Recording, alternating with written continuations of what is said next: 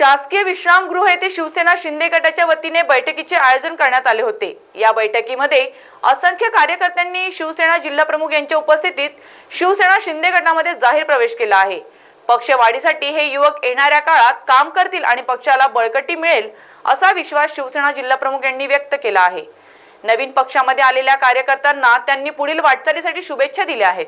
यावेळी युवा सेनेचे जिल्हा प्रमुख अबेद साबळे तसेच युवा सेनेचे दुसरे जिल्हा प्रमुख साई विभूते यांच्या मार्गदर्शनाखाली हा पक्षप्रवेश सोहळा पार पडला आहे।